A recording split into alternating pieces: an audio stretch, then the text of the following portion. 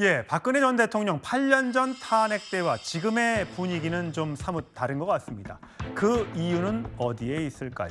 최근에 나온 여론조사의 흐름을 보면 이재명 대표의 지지율은 박스권에 좀 갇혀 있다라는 해석이 나오고 있는데 그 이유는 여러 가지가 있겠죠. 이재명 대표의 사법 리스크 등등이 아마 영향을 미친 것으로 보입니다. 자, 저희가 준비한 그래픽을 보면서 우리 전문가들과 이야기를 계속해 보겠습니다. 자, 먼저 윤석열 대통령에 대한 탄핵을 물어보니까요. 1월 둘째 주만 하더라도 탄핵에 찬성한다가 64, 반대가 32였는데 지금은 탄핵에 찬성 57, 36. 아직도 탄핵에 찬성한다는 의견이 많습니다만 그 전주에 비해서는 7%포인트 정도 떨어진 그런 수치를 보이고 있습니다. 자, 정학진 변호사님, 네네. 이런 숫자의 원인 어디에 있다고 보십니까?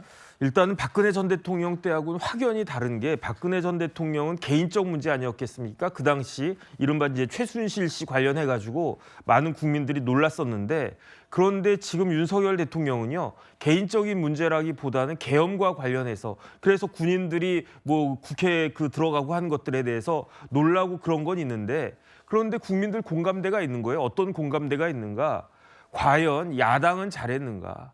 지난 2년 반 넘는 그런 오랜 기간 동안에 야당이 한 게 뭡니까? 계속 탄핵하고 그다음에 계속 대통령이 거부권 행사할 수밖에 없는 그런 입법을 갖다가 하고 무엇보다도 가장 최근에는 예산까지도 대폭 깎아가지고 국정을 갖다가 마비시키려고 했던 것들을 보지 않았습니까? 그러니까 계엄이라고 한 수단이 맞았나 틀렸나 여기에 대해서는 사람들이 뭐 이것저것 생각이 있을 수 있겠지만 하지만은 야당이 해도 너무했다 이런 것들에 대해서는 야당을 지지하는 사람들도 공감대가 있는 것이 아닌가 그 생각이 들고요. 예. 그다음 무엇보다도 윤석열 대통령이 차별적인 대우를 받고 있다. 그러니까 이재명 대표 관련해 가지고는 뭐 법원이나 어디나 다 그렇게 배려를 갖다가 해주고 심지어 구속영장까지 기각을 갖다가 해주고 재판 6개월 만에 끝내야 될 거를 20개월까지 더해가지고 26개월이나 하게끔 만들고 그러고 있는데 왜 윤석열 대통령에 대해서는 쓸데없는 체포를 갖다가 하고 헌법재판소에서는 일주일에 2번씩 재판한다라고 하고 이런 것들을 딱 봤을 때 여기에 대해서 그 보수층이나 그다음에 일정 정도 중도층에서는 분노할 수밖에 없는 상황으로 자꾸 몰고 가고 있는 것이 아닌가. 거기에다가 야당은 또 실수를 하지 않았습니까? 야당이 어떤 실수를 갖다가 했는가.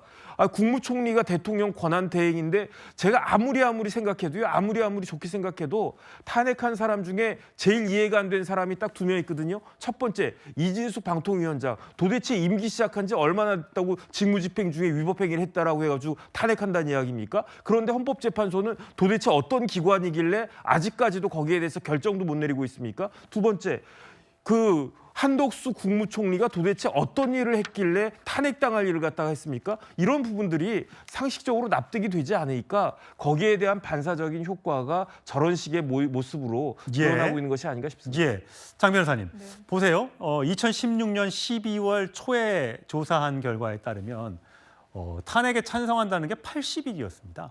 반대가 14에 불과했고요.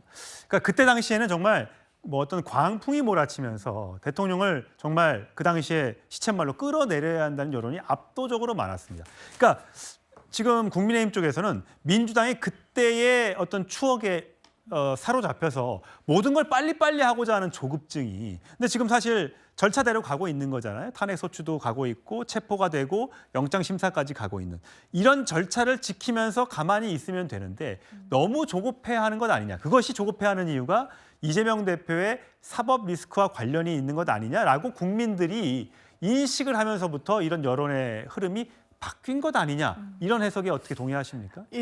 그런 부분도 저는 반영이 일정 정도 당연히 됐을 거라는 생각이 들고요.